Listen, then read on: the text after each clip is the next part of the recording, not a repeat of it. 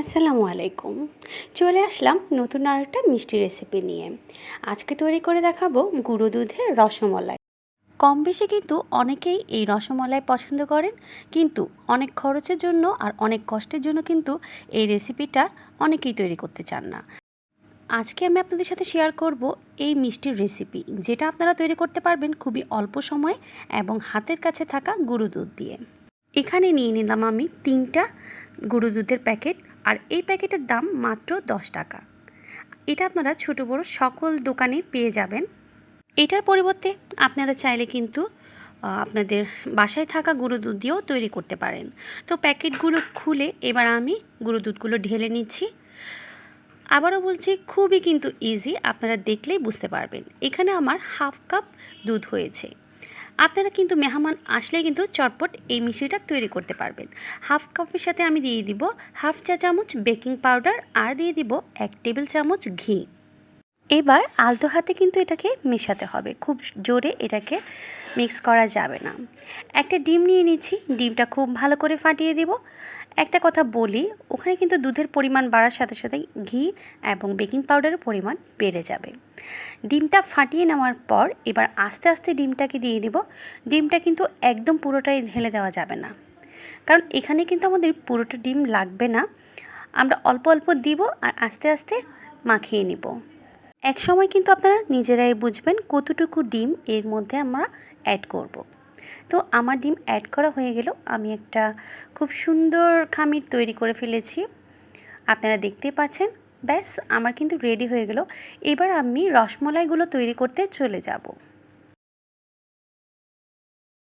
হাতে কিন্তু একটু ঘি লাগিয়ে নিতে হবে, এতে করে আপনার রসমালাইয়ের বলগুলো খুব সুন্দর হবে।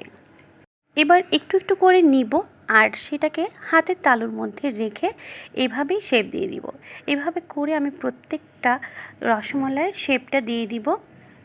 আপনারা দেখবেন, যদি আপনাদের খামির একদম পারফেক্ট হয় তাহলে কিন্তু রসমালাই বানাতে কোনো অসুবিধা হবে না।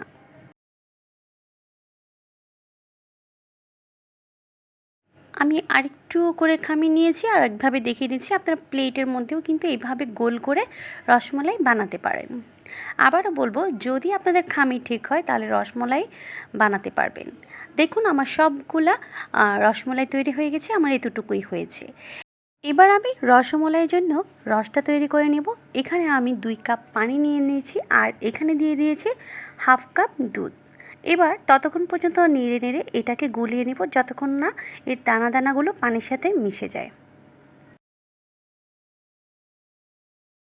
দুধ যখন পানির সাথে মিশে যাবে তখন এতে আমরা চিনি দিয়ে দিব। চিনিটা আসলে সম্পূর্ণ আপনাদের মিষ্টি আপনারা কতটুকু খাবেন সেটার উপর ডিপেন্ড করছে। আমি এখানে হাফ কাপের চেয়ে একটু বেশি নিয়েছি, আপনারা কিন্তু হাফ কাপ দিতে পারেন। চিনি যদি বেশি খান তাহলে হাফ কাপের চেয়ে একটু বেশি নেবেন, আর চিনি কম খেলে হাফ কাপ দিতে পারবেন। তো আমার এটা গোলানো শেষ। এবার আমরা চুলায় চলে আছি। চুলায় গিয়ে আমি চুলাটা ধরিয়ে দিলাম। এরপর একটু পলক আসার জন্য ওয়েট করব। আমার রসমালাইগুলো কিন্তু রসের মধ্যে ডুব দেওয়ার জন্য তৈরি হয়ে গিয়েছে। তো আমি এই একটা একটা করে আলতো হাতে এগুলোকে আমি দুধের মধ্যে দিয়ে দিব, আর দুধটা যখন এইভাবে ফুটে উঠবে তখনই আমি রসমালাইগুলো দুধের মধ্যে ছেড়ে দিব।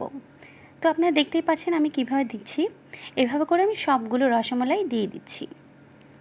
এরপর ঢাকনা দিয়ে আমি ওয়েট করব প্রায় 7 থেকে 8 মিনিট। বেশিক্ষণ ওয়েট করার কোনো দরকার নেই, যেহেতু এটা গুঁড়ো দুধের রসমালাই, তাই এটা হতেও কিন্তু 10-12 মিনিট সময় লাগবে না।